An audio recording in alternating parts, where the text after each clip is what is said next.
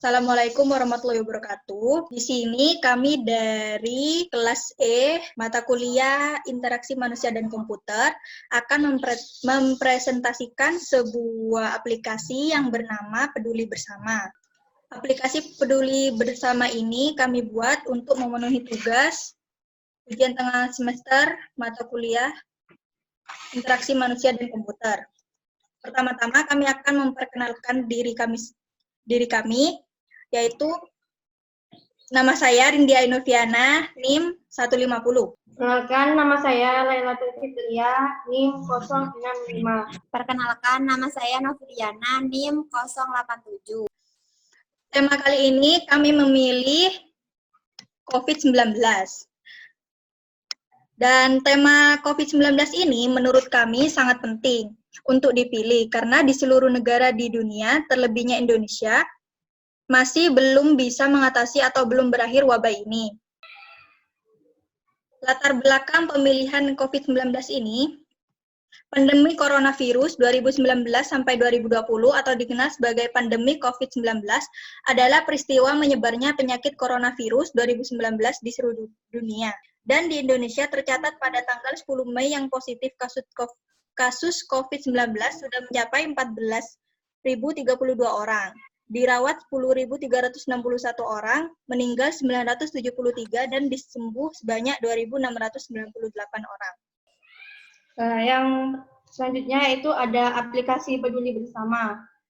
Nah, sebuah aplikasi berbasis mobile yang berfungsi untuk memberikan info, perkembangan, dan kasus COVID-19. Memberitahukan gejala apa saja dan tindakan apa saja yang harus dilakukan dalam mencegah COVID-19 dan bagaimana cara untuk mengatasi COVID-19 di seluruh negara, terlebih negara Indonesia. Kemudian dilanjutkan ada aplikasi ini juga berfungsi sebagai media untuk orang yang ingin berdonasi dan ingin memberikan bantuan dana kepada masyarakat, dokter, ataupun pihak medis yang memiliki kekurangan. Kemudian ada klarifikasi karakteristik user. Yang pertama yaitu seseorang yang ingin mengetahui peta persebaran COVID-19. Kemudian ada seseorang yang ingin memberikan donasi. Yang ketiga yaitu seseorang yang ingin mengetahui bagaimana cara pencegahan COVID-19. Yang keempat yaitu seseorang yang ingin mengetahui apa saja penyebab dan gejala dari COVID-19. Yang kelima yaitu seseorang yang ingin mengetahui grafik perkembangan COVID-19. Yang terakhir yaitu seseorang yang ingin mengetahui perkembangan COVID-19 atau beberapa orang yang sembuh, meninggal, atau yang terkena COVID-19. Selanjutnya yaitu kebutuhan pengguna, yaitu user dapat melakukan registrasi dan login, user dapat melihat peta persebaran COVID-19 di Indonesia, user dapat melihat grafik penyebaran COVID-19 di Indonesia, user dapat melihat kasus COVID-19 yang terjadi di Indonesia, user dapat melihat penyebab dari COVID-19, user dapat melihat gejala-gejala dari COVID-19, user dapat melihat cara-cara mencegah COVID-19, user dapat melakukan donasi, user dapat melihat profilnya, user dapat melihat inbox atau pesan, user dapat melihat daftar donasi yang pernah dilakukan. Jumlah halaman dan rancangan halaman. Jumlah halaman sendiri yaitu ada 12, yaitu login, register, home, kasus, peta, grafik, penyebab, gejala, cara mencegah, donasi, inbox, dan profile. Rancangan sketsa low fidelity. Sketsa low fidelity pada login. Halaman login, user mengisi email dan password. Apabila user menekan tombol login yang ada di sebelah kiri bawah, maka akan masuk ke dalam home. Jika apabila user menekan tombol daftar yang ada di kanan bawah, maka akan masuk ke halaman register. Sketsa low fidelity register. Halaman register, user mengisi nama lengkap, email, password, dan konfirmasi password, lalu user menekan tombol register yang ada di bawah. Maka akan otomatis terregistrasi dan akan masuk ke halaman home. Sketsa Low Fidelity Home.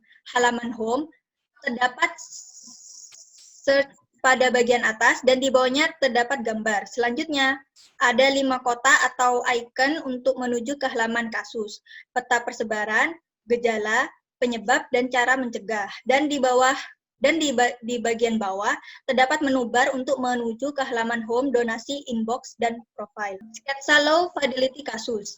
Halaman kasus terdapat tombol search di atas. Lalu terdapat data COVID-19 mengenai beberapa yang terkonfirmasi dirawat, meninggal, dan sembuh. Lalu di sampingnya terdapat data COVID untuk beberapa provinsi. Lalu terdapat tombol lihat selengkapnya untuk menuju ke halaman peta. Dan di bawah terdapat info mengenai kasus COVID-19. Selanjutnya ada sketsa low fidelity peta. Halaman peta terdapat tombol search di atas dan user dapat melihat peta persebaran COVID-19 di berbagai provinsi. Dan user juga dapat melihat grafik perkembangan COVID-19 dengan menekan tombol grafik di bagian bawah. Kemudian sketsa low fidelity grafik. Halaman grafik, user dapat melihat grafik perkembangan COVID-19 dan grafik penambahan COVID-19 perharinya. Sketsa low fidelity penyebab. Halaman penyebab, user dapat melihat apa saja yang menjadi penyebab dari COVID-19. Sketsa low fidelity gejala. Halaman gejala, user dapat melihat apa saja gejala dari COVID-19. Selanjutnya yaitu sketsa low fidelity cara mencegah. Halaman cara mencegah terdapat gambar atau logo untuk melakukan 5 hal yang harus dilakukan untuk mencegah COVID. Dan di dalam halaman ini juga terdapat 5 gambar dan penjelasan tentang apa yang harus dilakukan untuk mencegah COVID-19. Sketsa low fidelity donasi. Halaman donasi terdapat tolong menolong COVID-19 di bagian atas. Dan di bawahnya terdapat info mengenai jumlah donasi yang sudah terkumpul. Dan di bawahnya lagi ada tombol untuk donasi sekarang. Sketsa low fidelity inbox. Halaman inbox berisi info atau notifikasi tentang COVID-19. Sketsa low fidelity profile. Halaman profil yang menunjukkan akun dan berapa jumlah donasinya. Dan terdapat opsi untuk menuju ke pengaturan, bantuan, syarat dan ketentuan, serta logout. Pada rancangan Wi-Fi Mid Fidelity ini akan dijelaskan oleh Novi. Wi-Fi Mid Fidelity Login. Nah, di dalam page login ini terdapat logo peduli bersama dan user bisa menginputkan email, password, dan ada tombol button login dan daftar. Nah, jika user menekan tombol daftar, maka user akan menuju halaman atau page register. Nah, di dalam register ini terdapat nama lengkap, email, password, konfirmasi password, dan setelah itu register. Selanjutnya page home. Nah, di dalam page home ini terdapat search, gambar, dan terdapat 5 opsi. Selanjutnya yaitu page kasus. Nah, di dalam page kasus ini terdapat search dan data tentang COVID-19. Nah, di dalam page peta ini terdapat peta persebaran COVID-19. Di bawahnya lagi terdapat tombol button untuk menuju ke halaman grafik. Di page grafik ini terdapat grafik perkembangan COVID-19. Selanjutnya yaitu page penyebab. Nah, di dalam page penyebab ini kita bisa mengetahui berbagai info mengenai apa yang menjadi sebab COVID-19. Nah, selanjutnya itu ada gejala, dapat gejala infeksi COVID-19. Selanjutnya yaitu cara mencegah. Nah, di situ terdapat 5 hal yang harus dilakukan untuk mencegah COVID-19. Selanjutnya yaitu donasi. Nah, di donasi ini user bisa melihat donasi yang sudah terkumpul dan jangka berapa hari donasi itu akan berakhir. Dan di bawah terdapat tombol donasi sekarang. Di page inbox user bisa melihat notifikasi atau pesan-pesan ya tentang aplikasi ini. Page profile. Di page profile ini user bisa melihat data diri. Baiklah, sekian dari presentasi kami tadi. Kurang lebihnya mohon maaf. Wassalamualaikum warahmatullahi wabarakatuh.